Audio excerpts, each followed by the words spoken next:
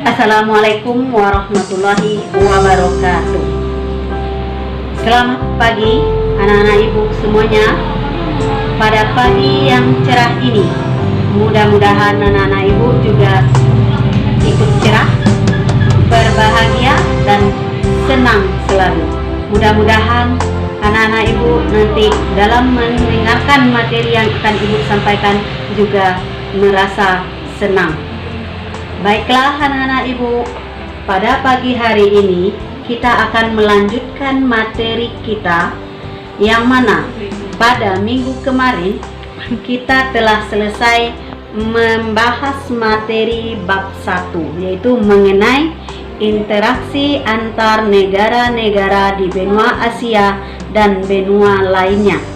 Nah, sekarang kita akan lanjutkan dengan materi bab 2, yaitu mengenai perubahan sosial budaya dan globalisasi.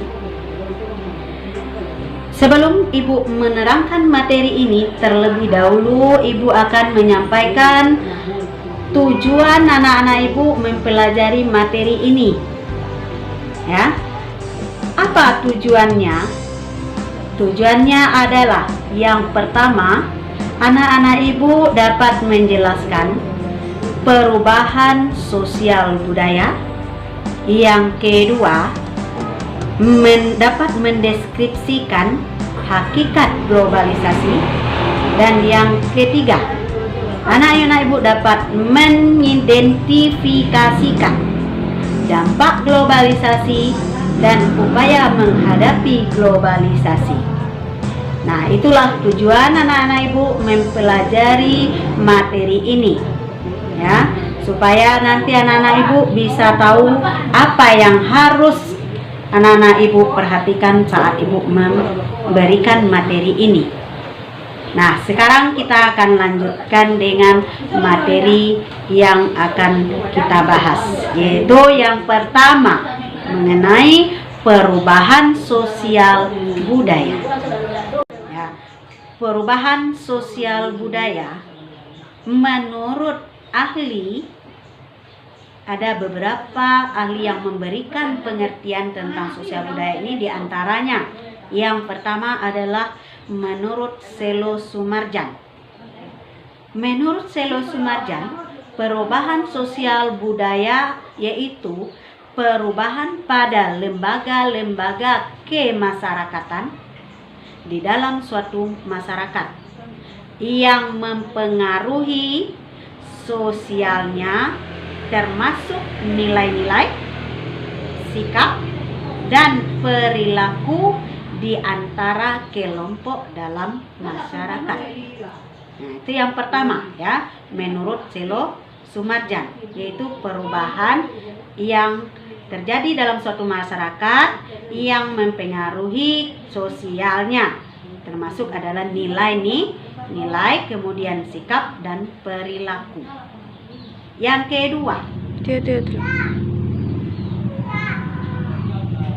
kedua, menurut Kuncharaningrat. Menurut Kuncharaningrat, perubahan sosial budaya yaitu proses pergeseran, pengurangan, penambahan, dan perkembangan unsur-unsur dalam suatu kebudayaan. Jadi menurut Kuncharaningrat ini, yaitu terjadinya pergeseran, baik pengurangan, penambahan dalam unsur-unsur kebudayaan.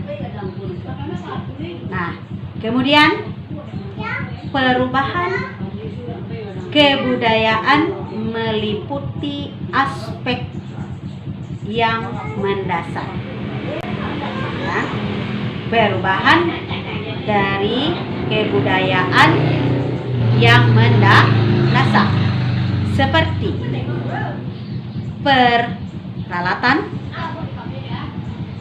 perlengkapan hidup, mata pencaharian, sistem kemasyarakatan, bahasa, kesenian, dan sistem pengetahuan serta religi. Nah, itu yang merupakan aspek yang mendasar. peralatan hidup. Contohnya, ya, Ibu contohkan satu-satu,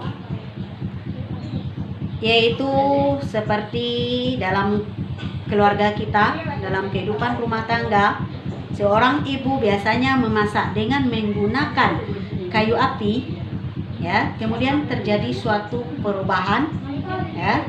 Kita lihat sekarang para ibu rumah tangga lebih banyak menggunakan alat masak yang kompor gas, ya, menggunakan kompor gas. Itu contohnya, ya. Kemudian yang kedua, dari perlengkapan hidup. Yang ketiga adalah mata pencaharian, ya. Nah, untuk yang kedua, perlengkapan hidup, mata pencaharian, sistem kemasyarakatan, bahasa, kesenian, pengetahuan, dan religi, itu nanti akan Ibu serahkan kepada anak-anak Ibu untuk mencari contohnya, ya. Lihat di tengah-tengah masyarakat apa yang mengalami perubahan dari aspek-aspek yang Ibu sebutkan tadi. Itu merupakan sebagai PR atau pekerjaan rumah bagi anak-anak Ibu nantinya, supaya ada pula tugas bagi anak-anak Ibu di rumah, ya. Nanti pada pertemuan berikutnya Ibu akan melihat hasil kerjanya di rumah. Bisa dipahami anak-anak Ibu? Baiklah, untuk itu pada pertemuan hari ini kita akhiri dengan membacakan Alhamdulillahirabbil alamin. Ibu tutup dengan membacakan Assalamualaikum warahmatullahi wabarakatuh.